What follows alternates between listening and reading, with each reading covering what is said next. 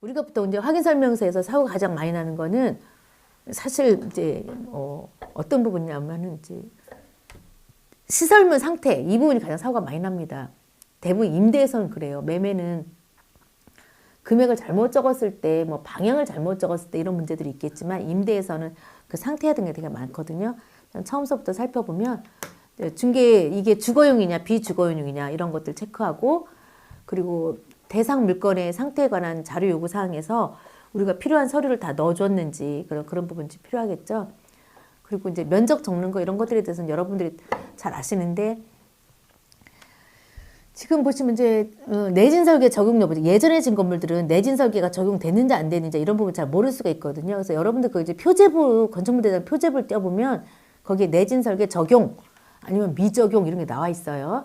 그리고 최근에 진 건물들은 그 옆에 보면 그 기준표에 뭐 몇 등급 나와 있거든요. 뭐 1서부터 7 등급해서 숫자 나와 있는 것을 그걸 적으시면 되고요. 그리고 건축물 대장상 위반 사항이 있느냐 없느냐 이런 내용을 적는 거죠. 그리고 제가 조금 말씀드리고 싶은 것 중에 하나는 소유권에 관한 사항은 잘 적으시는데 소유권 외의 권리 사항에서 되도록이면 저 날짜까지 적어주시면 좋아요. 채권 채고액 어디 은행 채권 채고액 여기 저희는 은행을 빠뜨렸네요. 어디 은행 채권 채고액 그리고 이제 설정 그 날짜를 좀 써놓으면 요새는 이제 뭐 경매 같은 거 들어오고 할 때 저 날짜 기준으로 이제 이렇게 청구가 되는 경우가 되게 많잖아요. 그래서 언제적에 우리가 입주했는지 확인하려고 하면 저게 좀 필요합니다. 물론 나중에 등기사항증명서 봐도 확인이 되지만 확인설명서 쓸 때 저 날짜를 써놓으면 도움이 되고요. 그리고 지금 여기에서 지금 별지 작성 나오잖아요. 계약갱신 요구권, 그죠? 계약갱신 요구권, 행사 여부. 이 부분이 이제 누르면 그 서류가 나옵니다. 그래서 그 서류가 먼저 보시면 여기죠. 계약갱신 요구권 행사 여부 확인서 있잖아요. 이 서류를 써서 임차인들이 나중에 이 부분을 이제 활용할 수 있게끔 만드는 거예요. 저 임차인한테 받았는데 이 형태를 받아놨으니까 당신들 들어와도 된다. 뭐 사도 된다. 뭐 안 된다. 이런 내용을 하는 거죠. 여기 보면 여기 계약갱신 요구 행사 이거 누르면 이런 게 나옵니다. 여러분들 이거 인쇄 누르시면 되거든요. 인쇄 눌러서 사용하시면 돼요. 자, 그 내용이고 그 다음에 우리가 이제 거래 규제에 관한 사항 그 토지 이용 계획 확인은 발급 받으시잖아요. 그래서 확인 설명서 쓰려면 또 이게 반드시 있어야 돼요. 그러면 저는 임대차라 생략 좀 많이 했는데요. 매매 계약에서는 100% 다 넣습니다. 그래서 토지 이용 계획 확인은 써서 용도 지역, 용도 지구, 용도 구역, 우리 과밀억제권 뭐 이런 거 쓰시고요. 도시군 계획 시설, 지구 단위 계약들, 도시군 계획 시설이라는 게 그 도로, 중류, 뭐 상류 이렇게 도로 몇 미터 접 이런 거 있거든요. 그 내용도 쓰시고 지구 단위 계획이 그게 뭐 토지 이용 계획 확인에 나와 있으니까 그런 부분도 쓰시면 되고 그 밖에 이용제한 및 거래 규제 관한 사항도 우리 토지거래 허가구역 이런 내용 쓰시면 되고요. 이제 여기 좀 임대차라 생략을 했고 매매에서 반드시 쓰시고 그리고 또 제가 하는 지역 같은 경우 여기도 마찬가지인데 지식산업센터 되는 거 많잖아요. 근데 이제 산업단지인 경우가 많이 있고 또 지상 같은 경우는 산지법 및 공장 설립에 관한 법률을 제안을 받거든요. 그 산지법 및 공장 설립에 관한 법률 적용 이런 식으로 우리가 쓸 수 있는 사항을 다 참고해서 작성을 해야 됩니다. 그래서 계약갱신 요구권 그 내용 다 쓰시면 되겠고요. 그리고 이제 입지 조건 이런 부분에 대해서는 여러분들이 그 현장을 안 가보셨으면 반드시 가보고 작성을 하시고요. 중개사가 현장을 방문하게끔 되어 있잖아요. 그래서 그 내용을 쓰시면 되는데 정말로 사고 많이 나는 것 중에 하나가 바로 이겁니다. 실제 권리관계 또는 공시되지 않은 물건의 권리사항에서 우리가 이제 다가구 주택의 상황을 쓰기도 쓰잖아요. 근데 저는 여기다가 지금 뭘 썼냐면 지금 해당 없음 썼잖아요.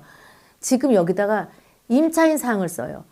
임차인 사용 중 아니 공실임. 왜냐하면 임차인 사용 중에 계약됐다가 해지되는 경우가 되게 많거든요. 아까 제가 조금 미리 말씀드린 것 중에 그 얘기 있잖아요. 해지된 계약금은 누가 기속하는가. 임차인이 있는 중에 계약이 해지되면 전에 있는 임차인은 나간다 그러고 그리고 새로운 계약은 됐는 줄 알았는데 그게 해지되고 이런 문제가 생기잖아요. 그래서 공실일 때는 그 임대인이 자기가 알아서 하는 부분인데 왜냐하면 공실 때 자기가 계약금 받고 자기가 귀속하면 되는데 전에 임차인이 있을 경우에 임차인하고 문제가 발생하잖아요. 그래서 임차인 사용 중 아니면 공실입 이 상태를 쓰는 게 굉장히 중요합니다. 그래서 사실 저는 금천구 쪽에서 일하고 있는데 금천구 쪽에서는 이 부분을 오히려 따집니다. 왜냐하면 그거에 대한 문의가 굉장히 많이 들어오기 때문에 구청에서도 쓰라고 하는 상황인 거죠. 근데 제가 22년 동안 중개업 해보니까 그렇습니다. 사실 아까 제일 먼저 가계약금 사고하고 이 사고가 제일 많습니다. 계약 해지됐을 때 중개사 쫓아오는 거죠. 근데 이런 경우에 중개사 쫓아오면 중개사가 되게 어버버하는 경우가 되게 많거든요. 근데 그런 경우 공실이냐 간단해요. 근데 임차인이 있을 때 이런 문제가 좀 발생한다라고 참고하시면 되겠습니다. 그리고 이제 내부 시설물이냐 외부 시설물이냐 이건데 내부하고 외부가 다 체크가 되어 있잖아요. 그래서 해당 물건에 대한 설명을 잘 쓰셔야 되는데 전 이 내용에서 수도 파손 여부 없음, 용수량 정상, 전기 정상, 가스 정상 다 이렇게 했잖아요. 이거는 현재일까요? 미래일까요? 임대인이 해준다고 합니다. 임대인이 고쳐준대요. 그렇지만 현재 상태를 쓰는 거예요. 현재는 파손이 없음. 현재 파손이 있으면 주인이 고쳐줄 거기 때문에 없는 게 아니고 현재 파손이 있으면 있음. 소유주가 수전을 고쳐주기로 함. 이렇게 쓰는 거예요. 그래서 지금 현재 상황을 쓴다라는 걸 반드시 기억하시고 현재 상황에 고장이 있는데 그래서 임차인이 해결하기로 함. 임차인에게 비용을 빼주기로 함. 소유주가 고쳐주기로 함. 소유주가 영수증 처리하기로 함. 뭐 이런 것도 있잖아요. 어쨌든 우리 중개사 입장에서는 양쪽의 가르마를 잘 타주는 거기 때문에 그 부분을 적는 거예요. 그런 부분을 잘 적으시면 되고, 뭐 정상이냐 아니냐가 중요한 게 아니고, 지금 이상이 있다고 하면 지금 있는 대로 쓰고 앞으로 해줄 거다. 이 부분을 해주게 되면 나중에 입주했을 때 문제가 없잖아요. 근데 입주할 때 주인들이 뭐라고 하나요? 그러잖아요. 계약할 때 안 보셨어요? 이런 얘기 많이 하잖아요. 근데 계약할 때 다 정상으로 해놓잖아요. 이것이 타고가 되니까 현재 상태를 잘 기입을 한다라는 내용이고요. 그 다음에 그 밖에 없는 시설을 여기다 쓰는 거예요. 말하자면 뭐 세탁기 옵션 아니면 뭐 냉난방기 이런 식으로 그 밖에 이 내용이 없는 것들을 거기다 쓰게 됩니다. 그리고 난방 공급 같은 데서 가끔 뭐 인덕션 쓰잖아요. 근데 그거를 도시가스 이렇게 놓으면 안 되잖아요. 그래서 그 밖의 종류 해고 그 옆에다 전기 뭐 이런 식으로 쓰면 됩니다. 이제 벽면, 균열, 누수 있음 없음 이런 것도 현재 작은 방에 균열 있음. 그럼 뭐 작은 방에 도배를 새로 해주기로 함. 뭐 이런 식으로 그 내용을 쓰는 거죠. 근데 요번에 바뀐 내용이 이 내용이잖아요. 2021년 12월 31일부터 지금 이게 바뀌었는지 몰라서 우리가 확인 설명서 내용을 옛날 거 계속 엎어서 쓰다 보니까 여러분 다 이해하시죠? 엎어서 쓴다는 거. 엎어 쓰다 보니까 이 내용을 모르시는데 이제 당장 한방 쓰시는 분들은 다 이렇게 되어 있는 상태고요. 한방 거 안 쓰시고 다른 거 시스템 쓰시는 분들은 공인중개사 협회 사이트에 들어가서 지금 이제 변경된 확인 설명서 다운 받으셔서 보시면 요 4가지 사항이 변경되어 있는 상태입니다. 아까 제가 먼저 말씀드렸던 것처럼 계약갱신 요구권 행사했느냐 안 했느냐 그 서류 좀 전에 보셨죠. 그 내용이랑 다가구 주택 확인 제출 서류 주인이 선임차 관계 선보증금 상태 이거에 대해서 리스트를 제출해야 되는 거거든요. 그래야지 우리가 이 금액이 총액이 얼마인데 몇 명의 세입자가 얼마의 보증금으로 있구나 라고 생각을 하고 들어가는 건데 그 제출을 주인들이 안 해요. 달라 그러면 안 주거든요. 그래서 뭐 다른 부동산 안 물어보는데 왜 너만 물어보냐고 이런 얘기 많이 하거든요. 그러면 거기다가 임대인이 제출하지 않았음이라고 쓰셔야 돼요. 중개사 입장에서는. 그 임대인 제출 안 함. 뭐 이렇게 쓰시고 꼭 제출하게끔. 그래서 임대인이 우리 책임이 아니고 임대인이 해야 된다는 사항을 좀 말씀하시면 되겠고요. 그 다음에 난방 방식 시설 작동이 요즘에는 이제 냉난방기가 공동으로 작용되는 것도 있잖아요. 그래서 그 정상이냐 아니냐. 근데 이제 보일러 같은 거 고장나면 누가 고쳐줍니까? 보일러가 기본적으로 주인이 설치한 시설물인 경우가 대부분이잖아요. 세입자가 하는 경우는 거의 없잖아요. 그러니까 주인의 시설물인데 다 낡아서 이미 고장날 때가 된 거야. 근데 그거를 갖다 세입자 보고 고치라 그러면은 한 2, 3일 사용했다가 한 달 사용하다 너무 억울하잖아요. 그래서 그게 몇 년도 건지 보라는 거예요. 그래서 사실 그거 몇 년도까지 보기 좀 어렵지만 현재 우리가 작동해보고 정상인지 아니면 수선이 필요한지 주인한테 이거 몇 년도쯤에 바꾸셨어요? 이런 거 정도 물어보실 수 있으시잖아요. 그 부분을 쓰라는 거예요.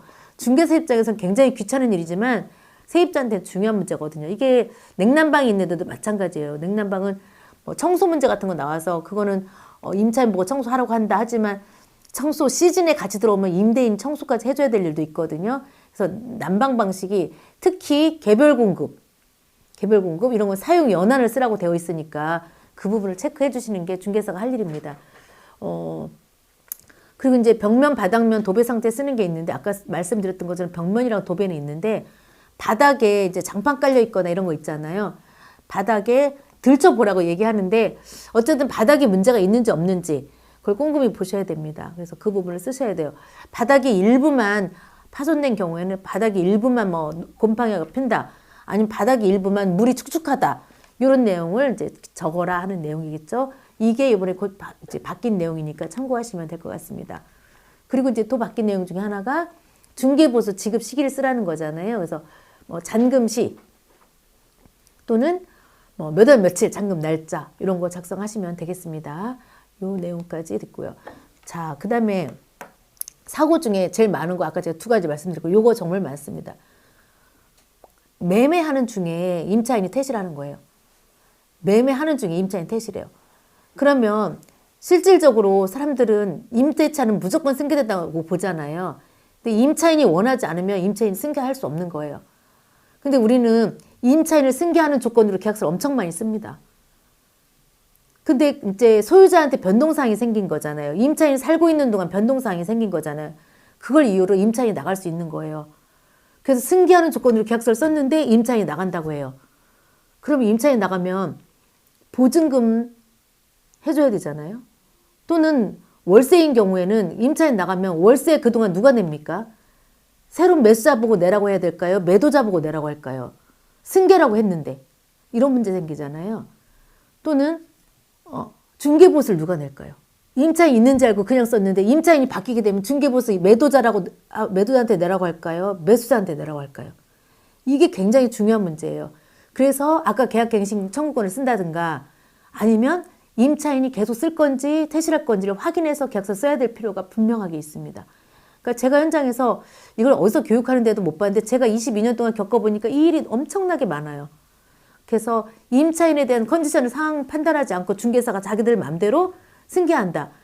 그건 이제 이런 거예요. 저도 꼭 얘기하는데 당신들이 계속 사용하는 데 문제가 없습니다. 계속 사용하셔도 되고요. 계속 사용하셔도 됩니다. 라는 내용을 꼭 하는 거죠. 그래야 임차인이 불안하지 않으니까. 그건 승계를 원하는 임차인이고요. 가끔 가다가 승계 원하다고 저 이참에 좀 줄여서 나가려고요. 저 이참에 확장하려고요. 저 이참에 저도 아파트 살려고요. 뭐 이렇게 나오게 되면 곤란한 문제가 생기거든요. 그래서 이 문제를 여러분들이 알고 계시면 정말 도움이 많이 됩니다. 자, 그리고 이제 그 계약서 작성할 때 문제인데요. 정말로 요즘에 많은 문제 중에 하나가 법인이 예전에는 주택을 많이 안 샀잖아요. 근데 요즘 법인이 주택을 많이 사잖아요. 투자로. 또는 법인이 필요에 의해서. 그러니까 이제 사업자가 있는 계약서하고 사업자가 없는 계약서의 차이점이 있습니다. 그럼 사업자가 있는 계약서는 다 사업자로 계약서 쓰느냐? 이게 아니에요. 중개사가 정확하게 알아야 될 것 중에 하나가 개인은 주민등록번호를 써야 되고요. 법인은 법인등록번호를 써야 돼요. 근데 법인을 사업자 등록증으로 쓰는 경우가 되게 많거든요. 또 개인이 사업자라고 사업자 등록증을 쓰는 경우가 많거든요. 제가 중개사 공부하면서 자격증 취득할 때 배우지 못한 부분이 이것 때문에 굉장히 헷갈렸는데 지금 한 오래 계약하다 보니까 이 부분을 명확하게 알게 되더라고요. 왜 법인은 법인 등기부 등본을 가져오라 그럴까? 왜 개인은 주민등록 초본을 가져오라 그럴까? 초본 있잖아요. 초본. 우리가 매매는 여러분들 해보셔서 알잖아요. 매매 계약하면 초본 갖고 오라고 합니다. 그럼 왜 초본을 가져오라 그러지? 그 초본이 법인에서는 법인 등기부 등본이에요. 그만큼 중요한 거거든요. 초본에 보면 우리가 몇 년 전에 집 살 때 그때 주소가 등기상 증명서에 기록되어 있잖아요. 근데 지금 내가 이사를 가서 주소가 바뀌었잖아요. 그 초본에는 모든 기록이 이사 다니는 기록이 다 있잖아요.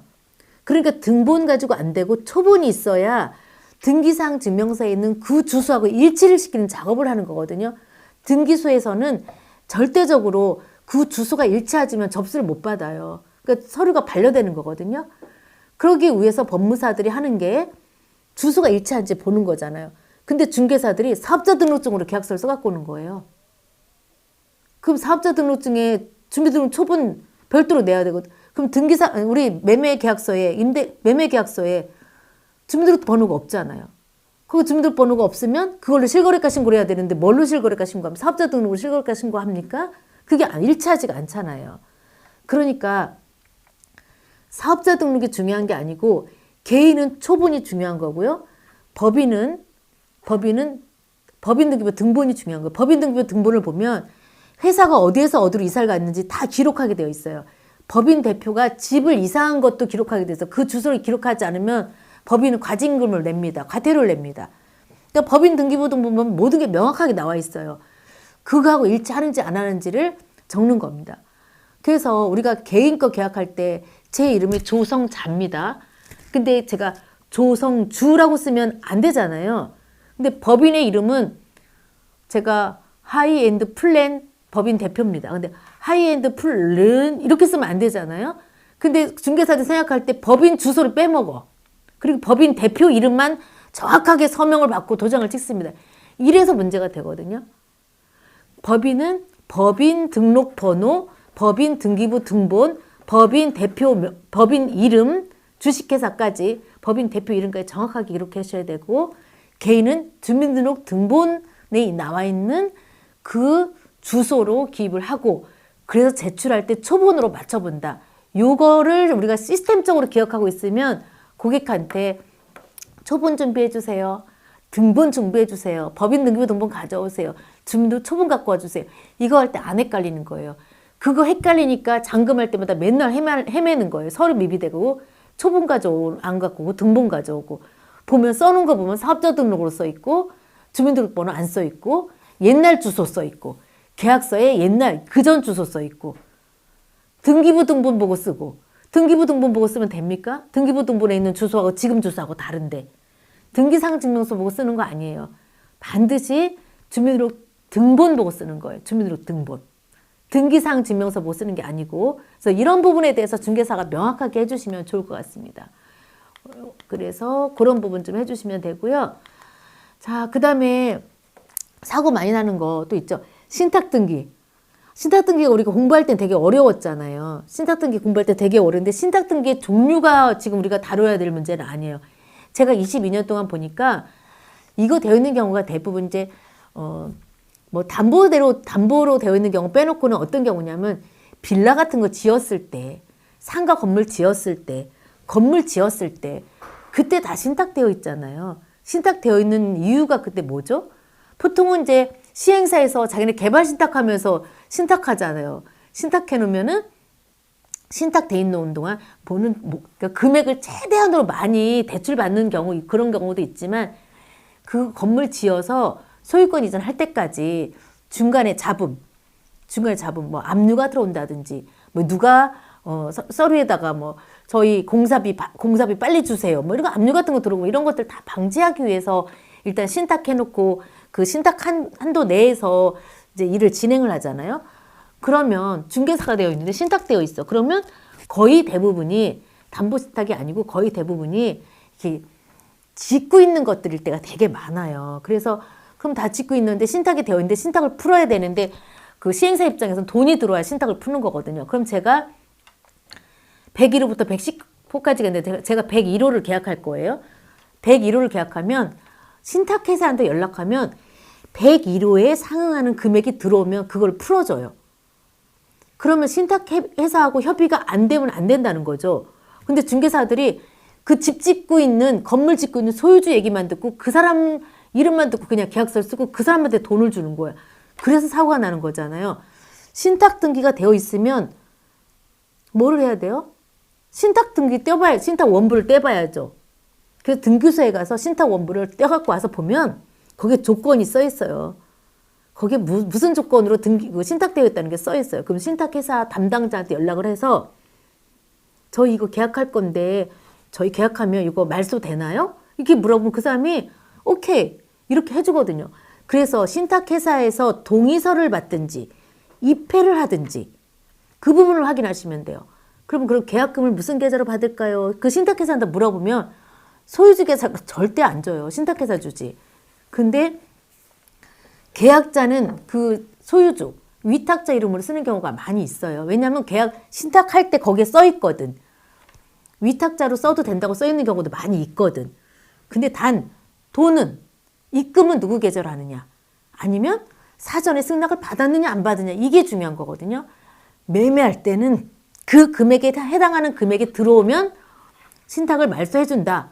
그럼 우리가 특약에다 그걸 쓰는 거예요. 본 101호 계약은 신탁해서 어느 회사에서 입회하에 하는 계약이며 뭐 언제 잔금 시에 말소하는 조건임. 그거 쓰면 돼. 그리고 아니면 동의서를 첨부하고. 그럼 매매하면 이 사고가 있는 게 아니고 임대차도 이 사고 가끔 나거든요. 임대차는 이렇게 안 해도 되느냐? 임대차도 이렇게 해야 돼요. 임대차도 신탁회사에다 얘기하면 신탁회사가 와서 어떤 계좌로 입금하고 어떻게 하라고 얘기해 주거든요. 입회를 하거나 동의서를 써주거나. 그런데 신탁회사한테 승낙받지 않고 집주인 얘기만 듣고 그냥 하잖아요. 신탁회사에서 그 앞에 거기 들어와서 음식점 같은 거 하고 있는 거 용납 안 해줘요. 그럼 그 임차인 보증금 날릴 수도 있어요. 그러면 안 나가고 있으면 또 유치권 행사해야 되겠죠? 복잡해지는 거거든요. 그래서 신탁권에 대해서 계약할 때는 반드시 신탁원부 뗀다. 신탁원부의 내용 있는 거 읽어보고 사용한다. 특약에다 그 내용 기재한다. 그리고 입금 받을 계좌를 확인한다. 그게 기본이에요. 그래서 그렇게 하시면 신탁 등기는 거의 특이의 문제가 없을 겁니다. 예, 그런 사가 있고요. 그 다음에 이제 우리가 매매할 때 우리가 헛방으로 헛일하는 거. 양도세. 우리는 중개사들은 양도세를 해줄 필요가 없어요. 양도세를 사실 확인 설명에다 쓰지 않잖아요. 취득세만 설명하고. 근데 양도세를 임대인들이 아니면 좀 매도자들이 양도세를 얘기해줘야지 물건을 파는 경우가 많잖아요. 근데 그 양도세를 중개사 말만 믿고 하면 되게 사고 나요. 그래서 제가 그 얘기를 많이 하는데 약은 약사에게 양도세는 세금은 세무사에게 그 얘기 많이 하는데 그냥 어느 사람이 우리 집 팔게요 하고 내놨다. 그거는 거의 물건 다시 들어갈 확률이 거의 100%입니다. 100%. 그래서 우리가 꼭 얘기하세요. 혹시 양도세 확인하고 오셨어요? 세무사님 만나보셨어요? 이렇게 확인하시고 세금이 얼마 나오는지 알면 그때 우리한테 매물을 내놓아야지 그래야지 문제가 안 돼요. 매도자들은 지금 가산세까지도 많이 나오기 때문에 괜히 우리가 물건 받아놓고 손님한테 작업했는데 손님이 산다 그래. 그래서 계약금 집어넣었어. 근데 매도자가 안 판대. 엄청납니다. 이런 일 되게 많습니다. 그러니까 혹시 양도세 확인하고 오셨어요? 이렇게 말씀하시면 좋겠습니다.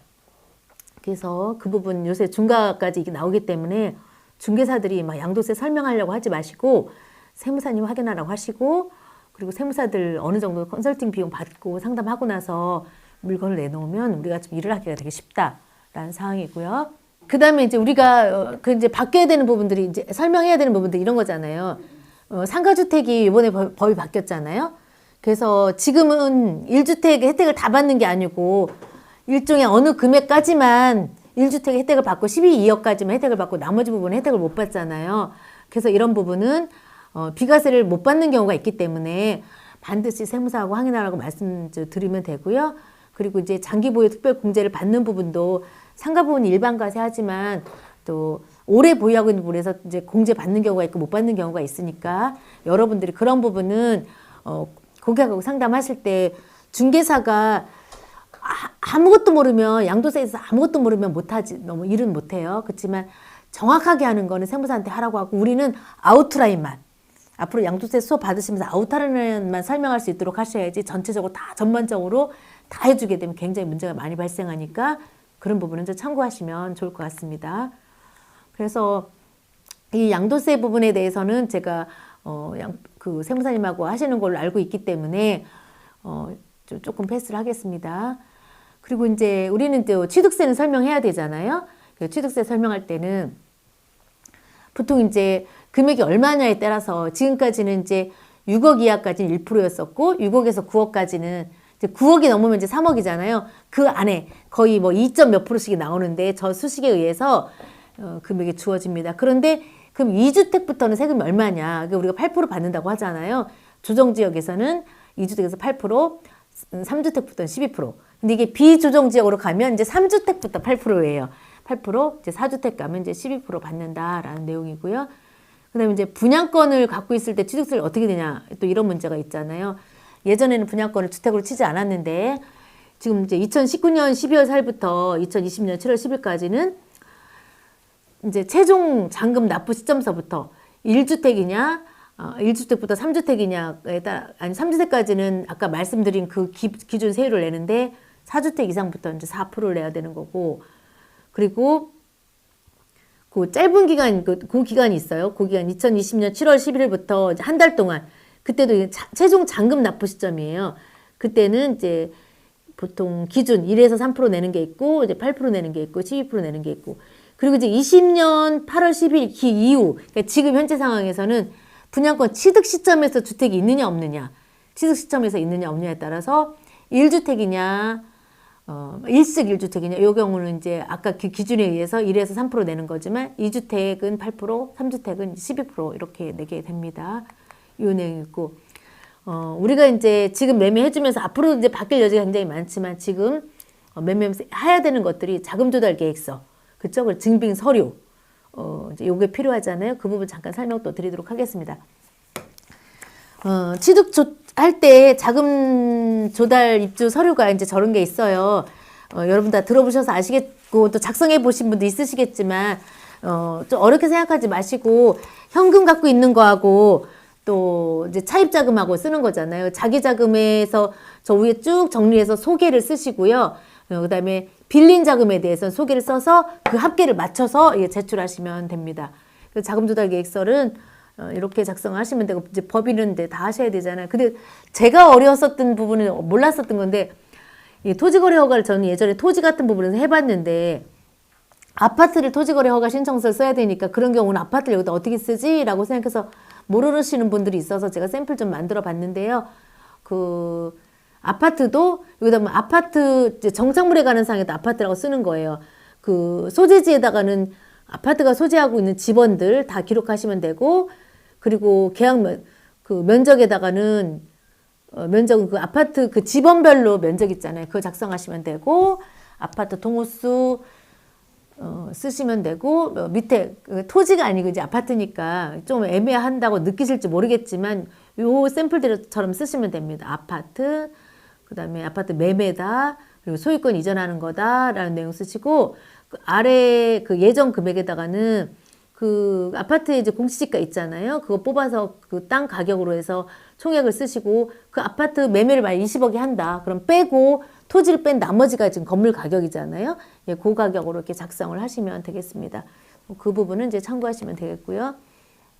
그리고 또 이제 주택을 추가적으로 취득하는 이제 소명서를 작성하게 되어 있잖아요. 그러면 내가 아이들 취약 관계로 인해서 뭐 어디로 어떻게 이주하게 된다. 이런 내용을 이제 사실대로 작성하시면 됩니다. 이렇게 서류는 작성하게끔 되어 있어요. 그 다음에 이제 또 많은 것 중에 하나가 이 부가가치세를 포함해서 신고하느냐 안 하느냐에 대한 문제가 되게 많이 발생을 했거든요. 그래서 보통 이제 일반적으로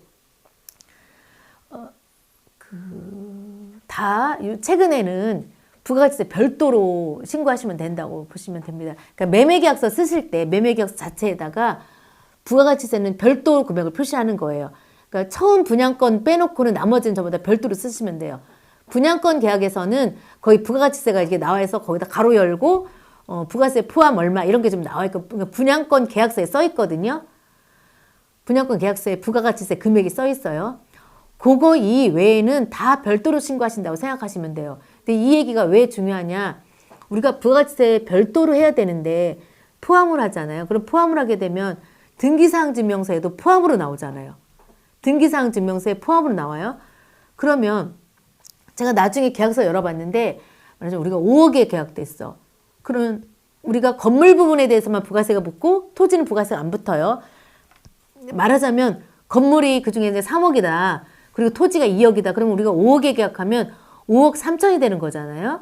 그래서 건물 부분이 3억, 부가세 3천, 3억 3천, 토지가 2억인데 매매계약서 쓸 때는 5억, 그리고 부가가치는 3천만 원은 별도임 이렇게 써야 되는 거예요. 그런데 이렇게 쓰지 않으면 어떤 현상이 일어나냐. 우리가 등기사항증명서에 그냥 통째로 5억 3천이만 나오는 거예요. 매매금액에. 부가세 얘기가 없이. 그 잘못되어 있는 등기사항증명서가 굉장히 많습니다. 그러니까 지금서부터 2010년서부터 2018년 그 전까지 계약 내용 보세요. 이거 2017년 6월 3일서부터 바뀌었잖아요. 그 전까지 계약 내용에서는 등기사항증명서를 우리가 신뢰할 수가 없습니다. 거기는 부가가치세 별도하고 그리고 포함하고 막 섞여진 등기사항증명서가 많아요. 그러니까 우리가 그거를 보고 금액을 신뢰할 수가 없는 거예요. 그렇기 때문에 지금은 부가가치세가 별도냐 포함이냐 이 내용을 쓰시고 웬만하면 저는 실거래가 신고할 때도 그 내용까지도 다 적습니다. 내용까지도 다 적어서 부가가치세가 별도로 해야 될지 포함으로 해야 될지를 참고하시면 좋을 것 같습니다. 그래서 실거래가 신고할 때 부가가치세 별도임, 그래서 건물 부분 얼마, 토지 부분 얼마 이렇게 써주면 좋습니다. 그 내용 쓰는 칸은 없는데 거기 특이사항에다 적는 게 좋을 것 같습니다. 오늘 제가 준비한 것은 여기까지 했습니다. 자, 또 다음 시간에 한번 기회가 되면 뵙겠습니다. 감사합니다.